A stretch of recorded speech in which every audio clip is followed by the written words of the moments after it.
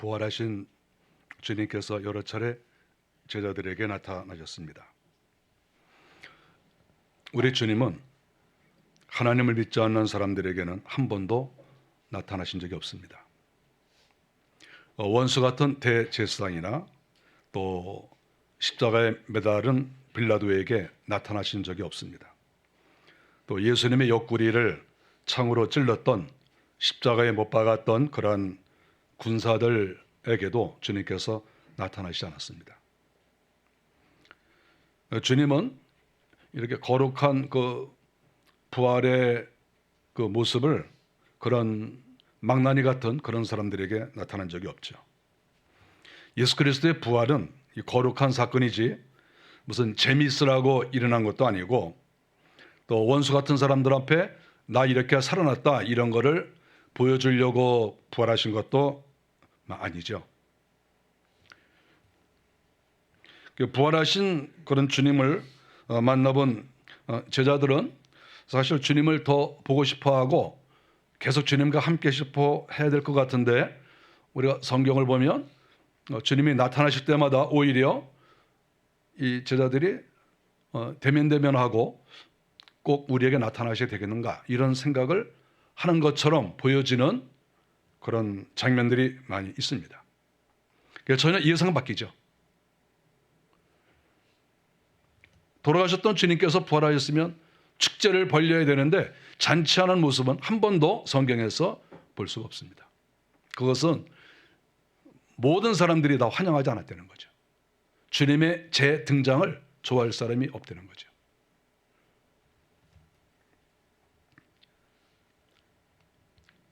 오늘 3절에 보니까 시몬 베드로가 갑자기 나는 물고기 잡으러 가노라 그러면서 사람들을 몰고 디베랴 바다, 갈릴리 바다를 가리킵니다.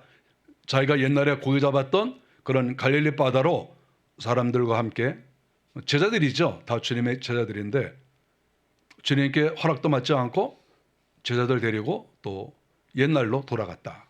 그렇게 성경에 기록이 되어 있습니다. 주님께서는 맨 처음에 물고기를 잡고 있었던 베드로에게 나타나셔서 너는 사람을 나누는 어부가 되라. 분명히 주님께서 말씀하셨고 또 거기에 응답을 해서 주님께 온 거거든요. 그런데 주님께 허락도 안 받고 다시 옛날로 돌아갔다. 그렇게 성경이 기록이 되어 있습니다. 지난 3년 반 동안 주님께서 가르치시고 주님께 배웠던 모든 것들이 헛수고가 되는 것이지요.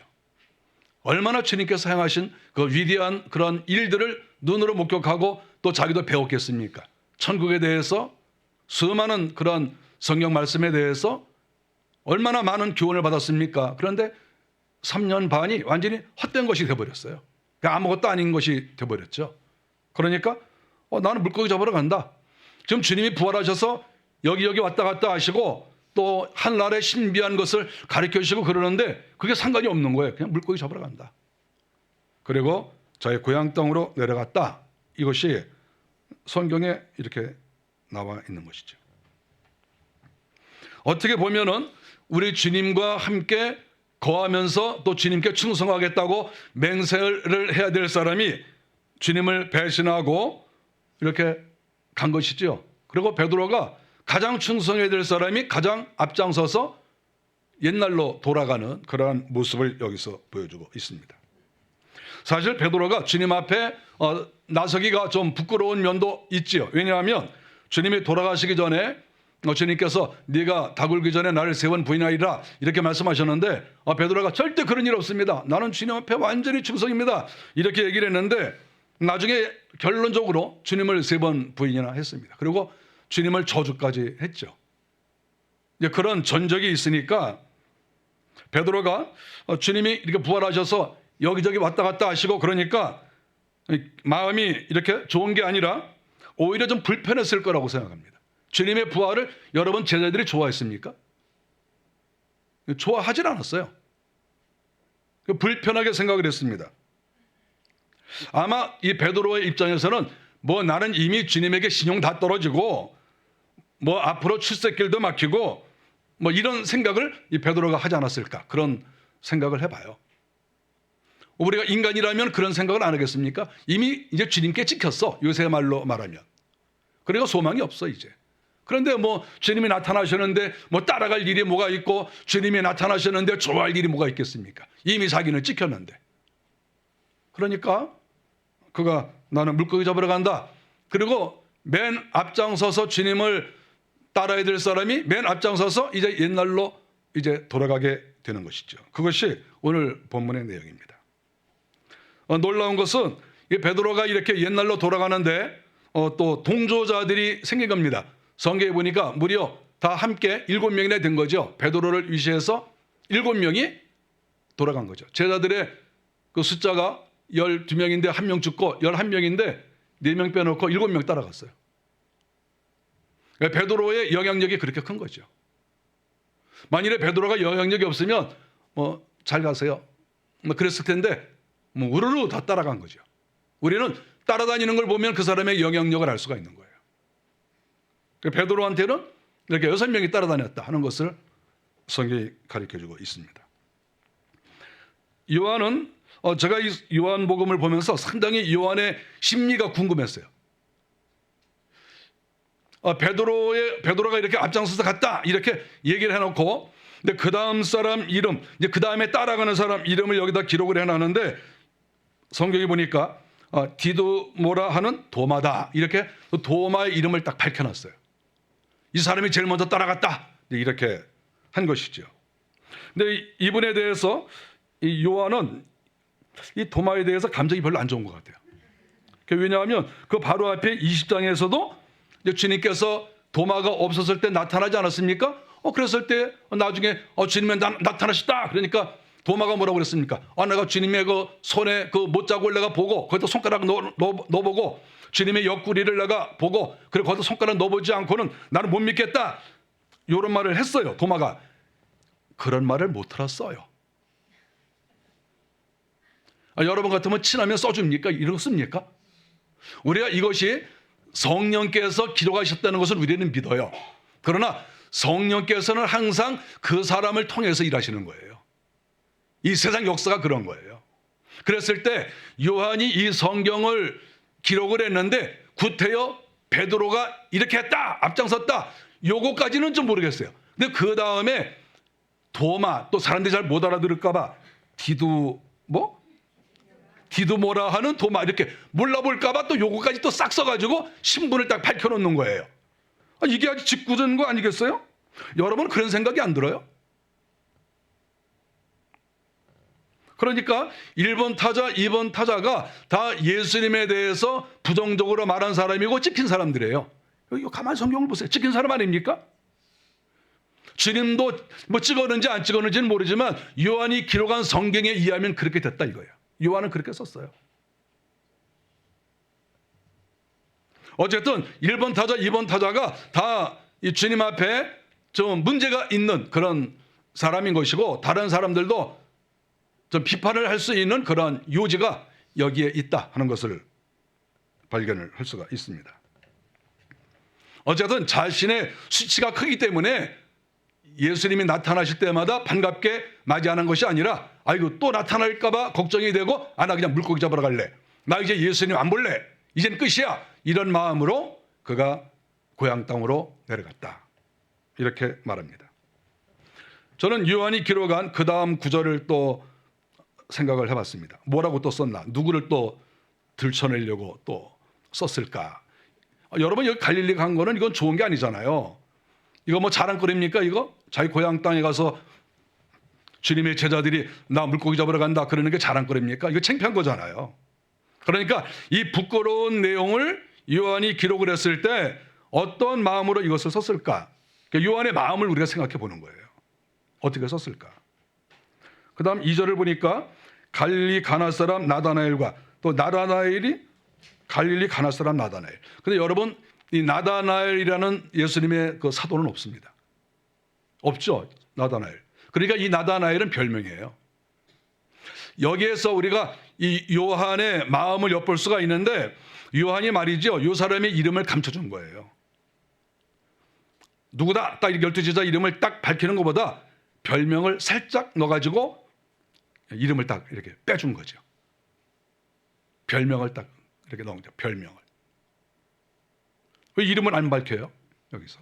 왜 앞에 두 사람은 이름을 딱 밝혀놓고 왜 뒷사람은 이름 안 밝혀요? 그 요한의 그 마음을 우리가 알고 있지 않습니까? 이 사람이라는 건 다르고 다르거든요. 그런데 말을 할 때 그 이름을 밝힐 것이냐 안 밝힐 것이냐, 별명을 할 것이냐, 이렇게 할 것이냐, 그 사람의 심리가 드러나는 거예요. 거기서. 저는 이 심리가 굉장히 재밌어요. 그 다음에 세베대의 아들들과 이렇게 써놓고 또 다른 제자들, 이렇게 2절에 나와 있습니다. 세베대의 아들들. 세베대의 아들들이 누구나요? 세베대의 아들들은 야고보하고 요한이에요. 그러니까 이 성경 쓴 사람이 요한이에요. 근데 자기도 따라가 놓고 요한이 따라갔다 이렇게 써놓지 않고 애비를 파는 거야. 우리가 성경 굉장히 재밌어요, 이게. 여러분 그렇지 않습니까? 아니 자기가 요한도 따라갔다 그렇게 써야 될 거 아니에요, 자기가. 근데 왜 자기는 싹 빼놓고 세베대의 아들들 그래가지고 자기 이름은 안 써놓냐고. 애비만 팔고. 그리고 아버지 이름만 이상해졌잖아요. 세베대, 그러니까 세베대 아들들, 세베대가 어떻게 자식을 키웠길래 그렇게 됐어? 이렇게 생각할 거 아니에요. 근데 아들들이 누구지? 몰라. 안 써놨어. 자기가 세베대 아들인데 아버지 이름 딱 팔아놓고 자기는 살짝 빼놓고. 자기가 성경 쓰니까 자기가 죄를 써놓겠어요? 부끄러운 걸 써놓겠어요? 여러분 안 그렇습니까? 우리 솔직히 말해서 어떤 좀 부끄러운 일이 있는데 자기 이름 써놓겠어요? 거기다가 어떤 사람 이렇게 써놓지. 제 3자가 있었는데 어떤 사람이 있었는데 그러지 자기가 거기다 이름을 써놓겠어요? 누가? 불리한 걸 누가 써놓겠냐고. 자랑거리 있을 때는 자기 이름 써놓고 불리할 때는 이름을 쓰지 않는 게 인간 본성이에요. 누구나가 마찬가지야. 그건 어느 사람이나 마찬가지예요. 어쨌든 세베대의 아들들은 야고보와 요한인데 이 사람들은 순수한 어부 출신 아닙니까? 그리고 이 요한은 예수님께서 마지막 돌아가시기 그 전날에 예수님 품 안에 안겼던 사람이다. 이렇게 성경에다 써 있지 않습니까? 그러니까 이 요한은 요한복음과 요한계시록을 다 쓴 사람이에요. 20절에 보면 이 요한의 심리를 또 우리가 볼 수 있는데 20절에 보니까 예수께서 사랑하시는 그 제자가 따르는 것을 보니 이런 말이 나와요. 예수님을 따르는데 누가 따랐습니까? 자기가 따른 거거든요. 이게 요한이에요. 요한. 그런데 뭐라고 표현을 했습니까? 예수께서 사랑하시는 그 제자가 따르는 것을 보니. 두 개가 다 긍정적인 말이에요. 따르는 것도 긍정적인 거, 예수님이 사랑하는 것도 긍정적. 이렇게 쓸 수가 있어요. 완전히 자기 위주로 썼잖아, 성경을. 예? 물론 훌륭한 사람이죠. 요한처럼 훌륭한 사람이 별로 없죠. 그렇지만 어떻게 이렇게 자기 위주로 썼냐 이거예요. 자기 이름을 싹 숨겨놓고 예수님을 사랑하시는 자, 예수님을 따르는 자. 지금 도망가서 지금 갈릴리 바다에 도망가 놓고 거기서 또 주님을 따르는데 또 도망가 놓고.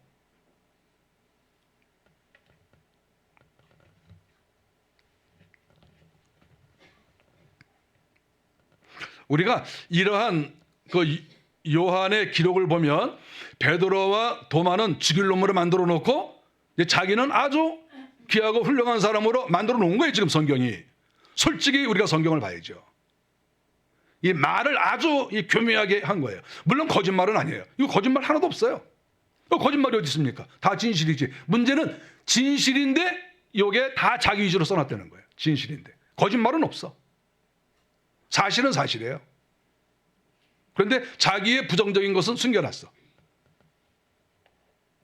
이것이 우리 인간이라는 거예요. 너나 나나 할 것 없이 요한만 욕할 것이 아니라 우리가 인생을 살다 보면 다 이런 마음이 있어요. 저도 그래요. 저도. 불리한 곳에 왜 내 이름을 거기다 써놔요? 피해가고 싶은 것이지. 그거 당연한 거 아니겠어요? 여기에서 또 세베대의 아들 그랬는데 그 야고보가 형으로 보입니다. 야고보, 요한 우리가 보통 그러잖아요. 그랬을 때 야고보의 이름도 숨겨줬습니다. 형 이름도 그러니까 웬만하면 이제 형제간에도 경쟁이 있거든요. 그래서 야고보도 뭐 이렇게 뭐 할 수도 있는데, 에이 형 봐주자. 그래가지고 세베대의 아들들 이렇게 해가지고 형도 좀 쏙 빼줬어요. 뭐 형제질간에 뭐 대놓고 부끄러운 일 당할 일 있습니까? 만일에 예를 들어서 요한이 야고보도 열심으로 따라갔다. 다른 사람 따라갈까 말까 하는데 야고보가 갑시다. 그리고 3번 말했다. 이렇게 뭐 써놓을 필요가 뭐 있어요? 자기 형 일인데. 사람이라는 게 맨 마지막으로 가면 결국은 가족이잖아요. 남는 건 가족밖에 없거든. 맨 마지막에는. 그러니까 요한의 생각은 그래 우리 형 뭐 나하고 사이가 뭐 썩 좋은 건 아니지만 그래도 맨 마지막 남는 건 가족이니까 그래 내가 형 이름 빼준다. 그래가지고 아버지 팔고 형 이름은 싹 감췄잖아 여기. 이 심리가 다 드러나는 거야 여기에. 그들이 갈릴리 바다에 가서 고기를 열심히 잡았습니다. 밤새도록 잡았다고 그래요. 고기를 낮에도 잡는데 밤에도 잡나 보죠? 뭐 낮에 잡아야 될 고기도 있고 밤에 잡아야 될 고기도 있겠죠. 저는 잘 모르지만 어쨌든 밤에 잡았습니다. 3절에 보니까 배에 올랐으나 그날 밤에 아무것도 잡지 못하였더니 밤새도록 잡았는데 아무것도 못 잡았다. 이렇게 요한이 기록을 했습니다. 이분들은 전문 어부잖아요. 전문 어부. 원래가 어부였습니다. 원래가. 그러니까 전문가들이죠. 우리는 전문가들을 믿어야 돼요. 어떤 분야든지 이 전문가를 무시하면 안 돼요. 이 세상에는 다 어느 분야든지 전문가가 있어요. 그 전문가를 함부로 판단하면 안 돼. 왜냐하면 그 나름대로의 뭔가 있으니까. 비밀도 있고 나름대로의 뭐가 있어요. 다 그 전문가들은. 우리가 다른 영역을 함부로 넘어가면 안 돼. 어쨌든 이 어부들이 완전 전문가들이거든요. 그런데 이 전문가들이 열심히 했는데 아무것도 잡지 못했다. 이렇게 성경에 기록을 해놨어요. 아무것도 못했다. 이거는 우리가 상상하기가 좀 어렵습니다. 아니 어떻게 전문가가 했는데 안 돼요? 이게 말이 됩니까? 도저히 이해할 수가 없어요. 저는 이걸 이해할 수가 없어요. 밤에 고개를 잡는데 1시간만 잡은 게 아니고 아침까지 잡았잖아요. 자기들이 다 알잖아요. 여기 고기가 있다. 이렇게 하면 고기가 잡힌다. 이런 거 너무 잘 알잖아요. 그런데 어떻게 전문가가 했는데 한 마리도 못 잡았다. 이거는 전혀 이해할 수가 없는 일입니다. 이거는 신비죠. 신비. 신비라고 하는 것은 좋은 일만 있어야 신비가 아니고 나쁜 일에도 신비가 있는 거예요. 우리가 좋은 일만 있을 때 하나님의 은혜를 생각하기도 하지만 나쁜 일이 있을 때도 하나님의 징계를 생각하는 거예요. 항상 좋은 일이 있거나 나쁜 일이 있거나 항상 하나님께서 하신다. 이 생각을 우리가 항상 하는 거잖아요. 어쨌든 밤새도록 이 전문가들이 열심히 일을 했는데 아무것도 얻지 못했다. 이것이 결론입니다. 새벽이 되었습니다. 이제 그물을 거둘 시간이 된 것이지요. 주님께서 이 7명의 제자들이 일하고 수고하는 것을 주님이 그냥 놔두셨습니다. 실컷 한번 해봐라. 한번 해봐. 한번 되나 안 되나 한번 해봐. 주님이 놔두신 거죠. 뭐 주님이 회방했다고 볼 수는 없어요. 주님이 놔두신 거죠. 4절에 주님께서 그들이 고기를 잡는 그 자리에 나타나셨는데 성경에 보니까 예수님인 줄을 알지 못했다. 이렇게 나오고 있습니다. 주님은 밤새도록 보고 계신 거죠. 어디 너희들 잘하나 보자. 너희들이 나를 피해서 내가 명령한 것도 아닌데 네 마음대로 가서 한번 7명이 한번 잘해봐라. 그리고 주님이 계속 보고 계신 거예요. 그들의 말과 행동, 그들의 생각 이것까지도 주님이 완전히 파악하고 계셨겠죠. 당연히 창조주이신데 그걸 모르겠어요. 사람은 모르지만 주님은 알 거 아니겠습니까?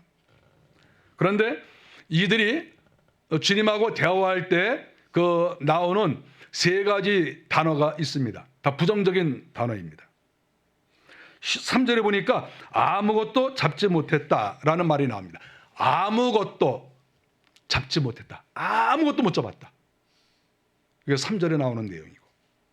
또 4절에는 예수님이신 줄 알지 못했다. 아니 여지껏 주님하고 몇 년 동안 같이 지냈고 지금 부활하셔서도 여러 번 나타나셨는데 주님이 바로 계신 그 주님을 보면서도 알지 못했다. 알지 못해. 영적 눈이 가리워진 거죠. 이게 안에 이성은 살아있을지 모르지만 영적 눈이 막힌 거예요. 영적 눈이. 왜냐하면 주님은 영적인 분이시니까. 예수님이신 줄 알지 못했다. 또 5절에 보니까 주님이 너희에게 고기가 있느냐 이렇게 물으시니까 대답하되 없나이다. 없습니다. 연속적으로 1번 타자, 2번 타자, 3번 타자, 이건 사람이고 요거는 연타석, 이렇게 얘기해요. 연타석. 야구로 말하면 연타석 삼진이라는 거예요. 연타석 삼진. 아무것도 잡지 못했다. 예수님인 줄 알지 못했다. 대답하되 없나이다. 그게 다 부정적인 거예요. 아무것도 소리 든 게 없는 거예요. 그 7명의 제자가 그렇게 자기 마음대로 가서 고기 잡고 뭐 이렇게 뭘 한번 해보려고 했는데 나중에 보니까 아무것도 없는 거예요, 손에. 다 뭐 없습니다, 없습니다, 뭐 모릅니다. 다 그런 거잖아요, 이게. 우리가 인생을 살면서 이럴 수도 있어요, 이럴 수도. 인생 살면서. 하나님 없이 내가 뭘 한번 해봐야 되겠다. 그러니까 나의 열정, 나의 이성, 이런 걸 가지고 뭘 해보려고 했는데 나중에 보니까 아무것도 없는 거예요. 그런 경우는 우리가 얼마든지 경험할 수 있는 일입니다. 저도 물론 경험했고. 우리 주님께서는 거기에 찾아오셨습니다. 주님께서 너희들 그 모양이냐? 그리고 비판하고 책망하지 않으시고 주님께서 그 자리에 오셨습니다. 주님은 끝까지 버리지 않으신 거죠. 주님이 이렇게 제자들을 믿어주시고 끝까지 주님이 이렇게 따라가신 것은 정말 감사한 일이에요. 저도 마음에 늘 그런 기쁨이 있어요. 주님이 이렇게 허물이 있고 부족한 것이 있어도 끝까지 믿어주시고 끝까지 은혜를 주시고 끝까지 이렇게 함께 하시는 것, 그거 생각하면 정말 감사해요. 이렇게 제자들을 끝까지 주님께서 버리지 않으시고 믿어주시는구나 하는 것이죠. 큰 분은 이렇게 되는 거죠. 지도자는 이런 것이죠. 지도자가 아닌 사람들은 조그만 이익 때문에 서로 싸우고 난리를 치죠. 그러나 크신 분들은 역시 마음이 크죠. 6절에 보니까 주님께서 그 초라해진 그들의 모습을 보고 무시하시지 않고 너희들 그럴 줄 알았다, 뭐 이렇게 비아냥거리지 않으시고, 주님은 여기서 지금 예수님의 제자들은 다 부정적인 얘기였어요. 그런데 주님은 한마디도 부정적인 얘기 안 하셨어요. 주님은. 그리고 6절에 이르시되 그물을 배 오른편에 던져라. 그리하면 잡으리라. 긍정적인 말씀을 해주셨어요. 너희들 못 잡았냐? 너 힘들어? 너 외로워? 너 억울해? 오른편에 그물 한번 던져봐. 그러면 잡을 거야. 오른편에 그물을 던지면 혹시 잡을지 몰라가 아니라 잡을 거야. 확실하게 해주신 거죠. 제가 이렇게 가만히 생각해 보니까 저도 갈릴리 바다에 가서 배 타봤거든요. 배를 타봤는데 아니 뭐 왼편에 던지나 오른편에 던지나 이 차이가 뭐 얼마나 되겠어요? 뭐 그 차이가 얼마나 되겠습니까? 아니 뭐 이쪽하고 이쪽하고 얼마나 차이가 돼요? 고기 잡는 배가 뭐 조금만 배지 뭐 얼마나 크겠습니까? 그러니까 불과 뭐 3m, 4m밖에 차이 안 나요. 이쪽에 던지는 거나 이쪽에 던지는 거나 그게 무슨 뭐 차이가 있어요. 그런데 주님께서는 구태여 오른쪽에 던져라 이렇게 말씀하신 거예요. 주님이 정말 마지막 순종을 보신 거예요. 마지막 순종. 그물 여기다 던지면 어떻고 저기다 던지면 어떠냐고 그까진 거. 그물 던지는데. 근데 주님은 이쪽에다 던지는 이쪽에. 그랬을 때 우리가 사람이 무슨 결심하고 던지는 게 아니에요. 이런 게. 무슨 뭐 오른쪽에 던지는 게 무슨 뭐 결심하고 던져 이걸.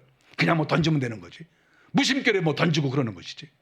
그러니까 주님은 조그만 순종을 보시는 거예요. 조그만 거. 그까진 거 뭐 대단한 거라고. 뒤에 던지면 또 어때? 또 앞에 던지면 또 어때? 그까진 거. 뭐 앞이나 뭐 우편이나 그 차이가 얼마나 돼? 그까진 거. 그래서 주님은 오른편에 던져. 그러니까 이쪽에 던지래 오른편에. 오른편도 좀 길잖아 이렇게. 오른편 앞에 몇 메다에 던져 뭐 이런 것도 없어요. 그냥 오른편 쪽에. 그러니까 생각할 때 오른편이다. 그러면 그쪽에다 던져. 그거예요. 정말 적은 순종을 주님께서 기다리시는 거예요. 주님의 말씀을 듣고 있는가? 주님을 의지하는가? 주님을 믿고 있는가? 이 작은 것을 우리 주님께서 요청하신 거예요. 그 작은 거. 그 지금 주님한테서 도망가가지고 자기 마음대로 사는 사람이 무슨 그렇게 충성심과 무슨 그렇게 믿음이 있겠어요? 거기에 무슨 뭐 훌륭한 게 뭐가 있겠어요? 아주 작은 거 하나 주님께서 건지시려고 하는 것이죠. 그 작은 거 하나. 1%, 2%의 기회를 주신 거예요. 그래서 던져라. 이렇게 말씀을 했습니다.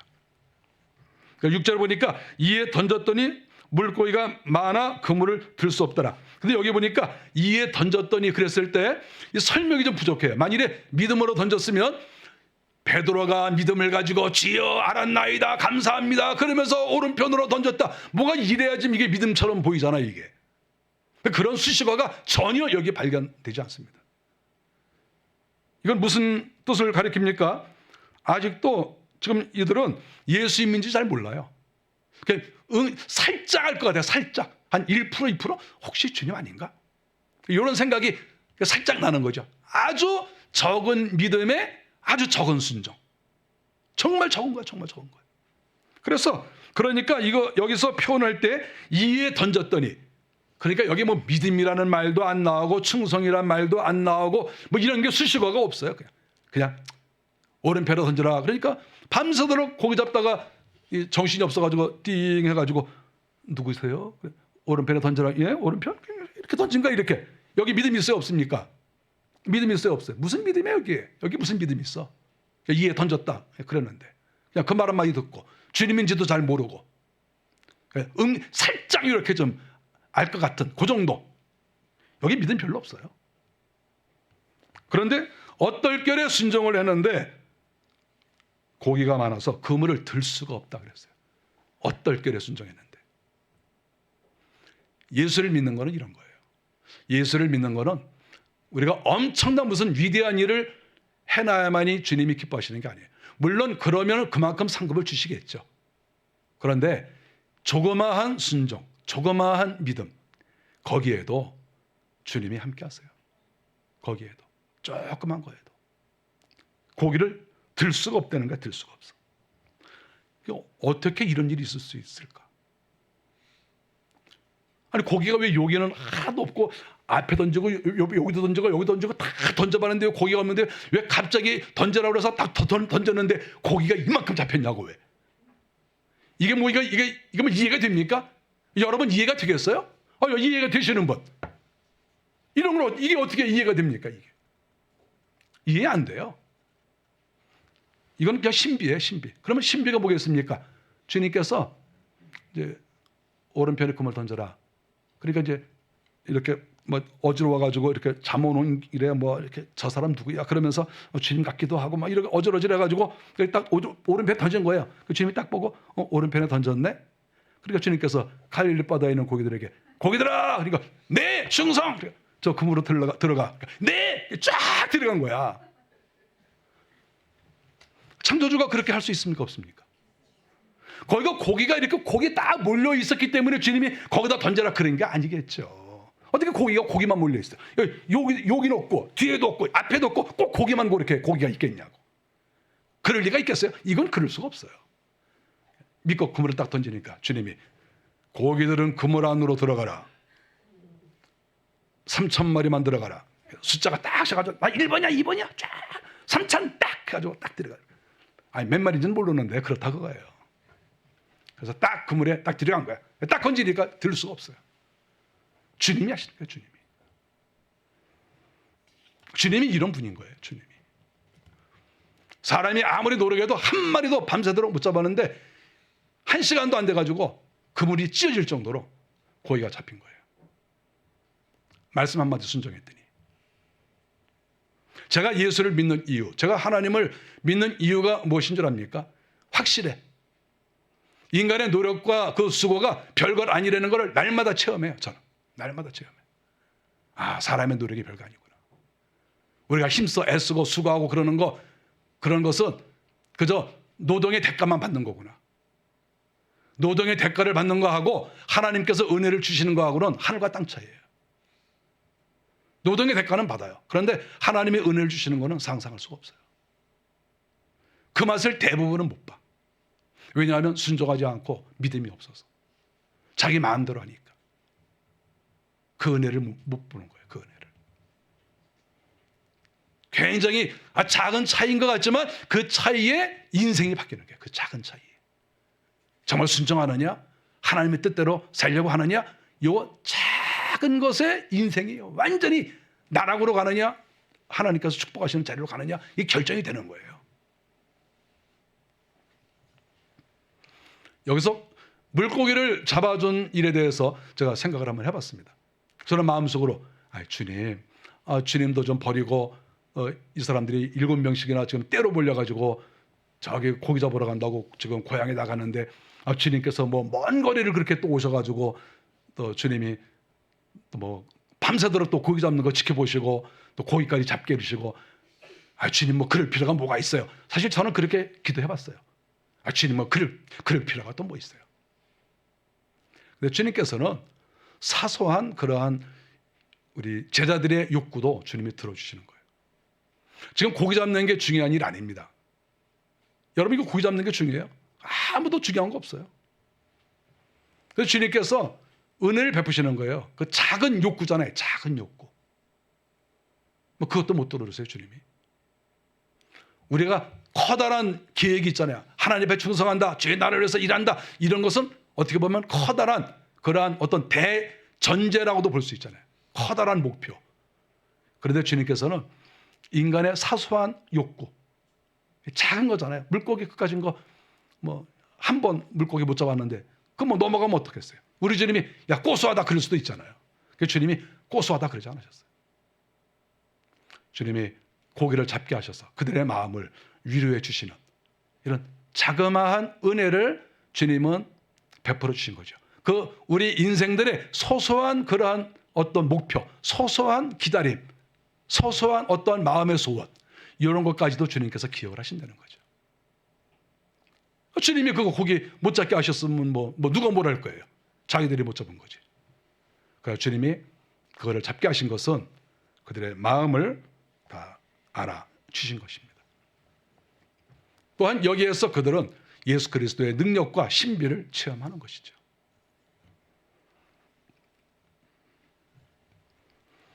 베드로를 위시해서 7명의 사도들이 주님을 떠나서 옛날로 돌아가려고 했을 때 우리 주님이 그들을 끝까지 믿어주시고 찾아가셔서 위로하여 이르시고 책망하지 않으시고 주님께서 내 양을 먹이라 이렇게 베드로에게 말씀하시고 하셨던 것을 보면 주님이 정말 지도자이시고 만왕의 왕이시다. 그러한 마음을 가지고 있구나.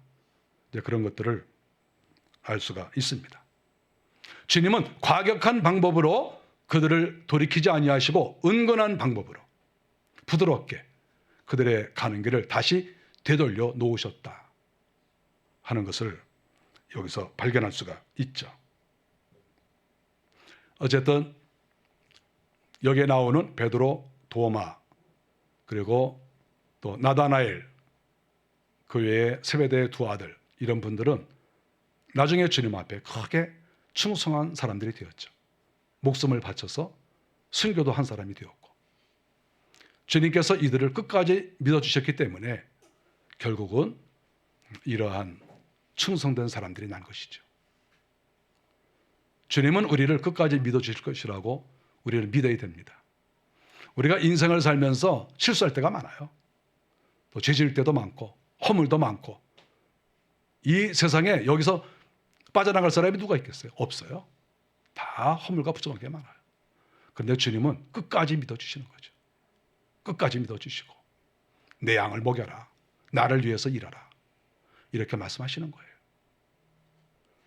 부활의 주님을 생각하면서 주님이 나에게도 그렇게 하실 것이다 하는 것을 꼭 믿으시고 끝까지 주님께 충성하시는 우리가 되시기를 바랍니다.